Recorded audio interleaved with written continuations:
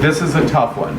The last week has been difficult for America in watching the judicial hearings of what went on with Dr. Ford and Kavanaugh. We're going to show you a short video synopsis of last week's show. Here we go.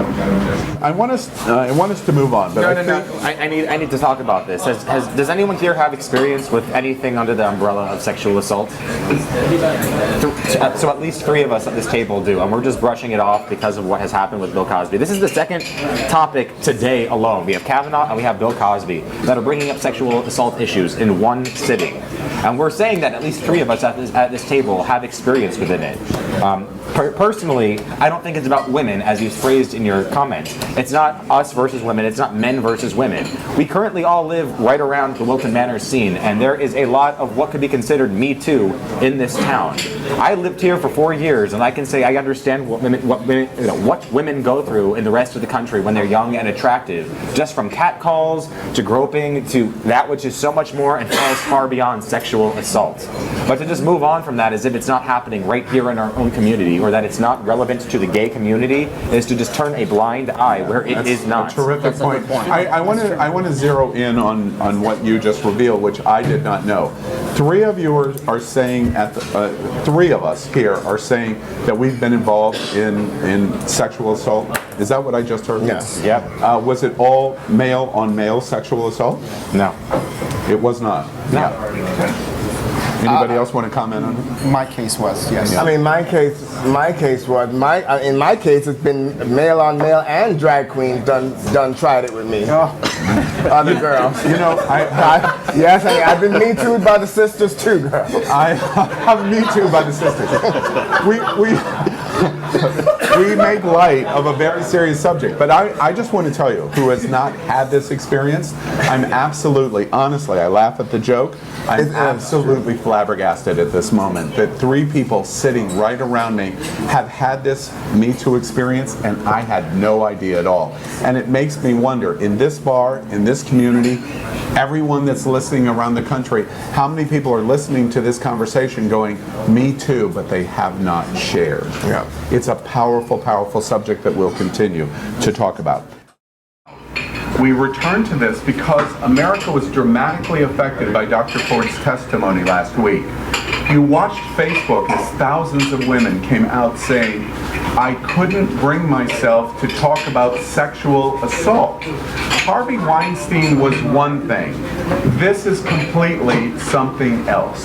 It affects women, but we realized it really is not a women's issue, it is a humanity issue. And now we address it in a completely different way. It is very emotional because so many women are saying this week, why don't you believe me? Well, we want to begin the conversation in the gay community that we do. And it doesn't apply to just women, it applies to the men that participate in It's Happening Out. So we bring you back to this moment. Me Too comes out of the closet. Everybody? I would like to draw attention to Napoleon. Napoleon, you're very emotional. Why? Tell us what you're thinking. Well, power will tell it like it is. I did not want to go first. I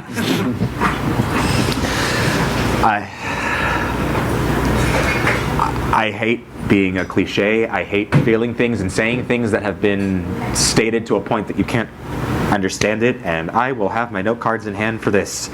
And you can read them on the back if you're following along, because I don't know exactly what I'm going to say. I know that I refused to acknowledge that I would use any of this segment as something, as a moment where I hadn't gotten to address it for myself. I didn't realize how much my own history through this movement, through this topic, I had not addressed at all. I tend to think of myself as a very self-aware person. But I realized yesterday I had to tell my mom not to watch today, and anyone else, family, you can turn off until I talk to you. Because I don't know exactly what will come out of my mouth.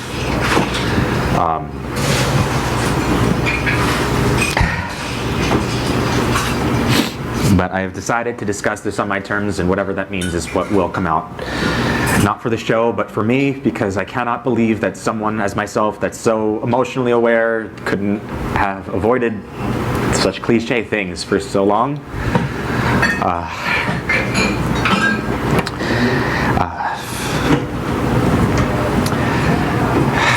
For me, this movement, this idea of sexual assaults is not necessarily a one-time thing. It's something that I've experienced in different degrees over the course of my life, particularly in this town. When I was younger, several years ago, it was simple, whether it be a pat on the wherever, or bosses, male and female, that would not just hug me too tightly, but force their tongues in my throat, or threaten me that if I didn't let them blow me, that they would fire me. And there was a level of desire in that. You'll get into understanding that I like power play, not that power, but power play.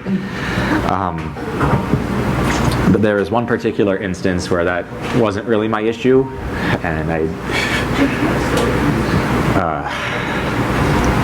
don't know how explicit I can get in this moment either. Like I said, I can't discuss this here before I discuss it with my mom, and that's a moment that I can't get over, and I'm trying to phrase that in a way, but I am freaking shaking just discussing a moment of my own history as if it's impossible to go through.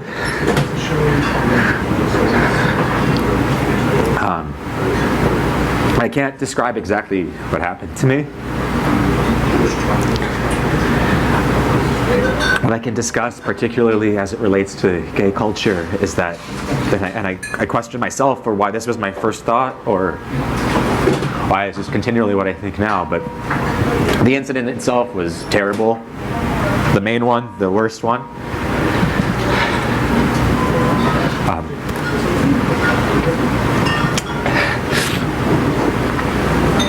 But it wasn't the idea of powerlessness or it's any of that I hear on TV that I can relate to many of those portions.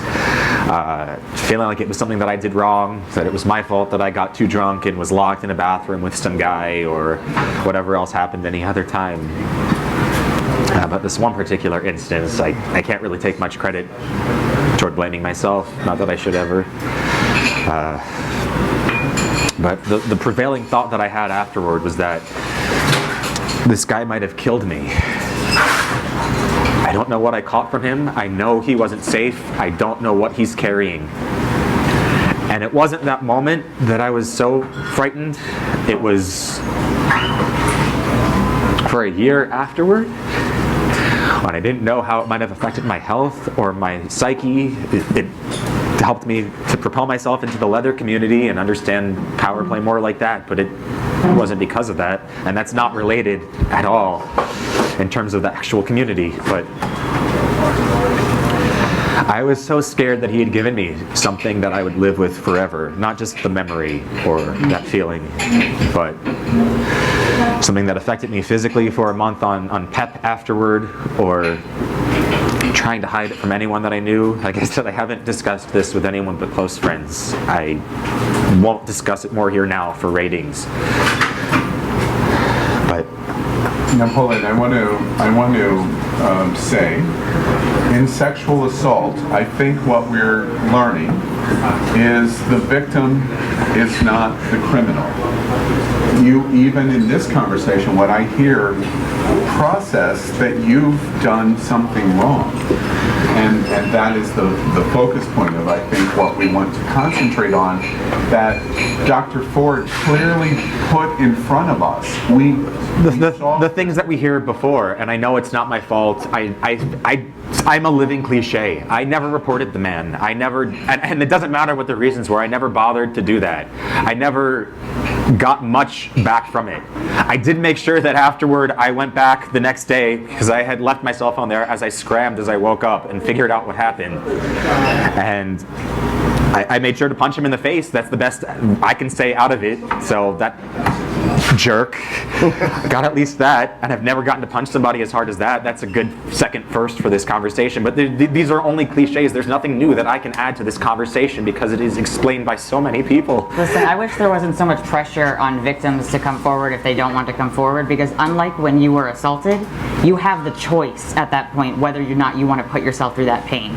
And you chose not to, and that is your right. And you can't beat yourself up for that.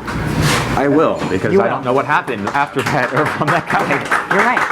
And sexual assault, I won't say that. It was rape. It was flat out rape. I don't like the word sexual assault here because that describes too many things. And that is a lot of experiences that I've had, but this was not that.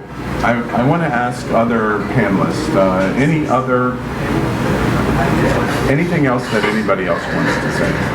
Well, I want to commend Napoleon on being so brave and being able to express himself right here with us, giving us the trust and showing us the desire to move forward in some healing. So my personal experience was at age 7. And as he mentioned in the clip that was replayed today from the previous episode, he said that it can be a wide range of things. It can be from anything from a pat somewhere on your body to something extremely graphic. I won't get into the details of my personal experience, but I will tell you that the experience itself gives you a whole new way of seeing life. And it's important for you to decide whether that experience is going to make you or break you. I believe Napoleon has taken a step in the direction of wanting to heal and make his life better. I have, in my mind, always said, I want to aim to please everyone,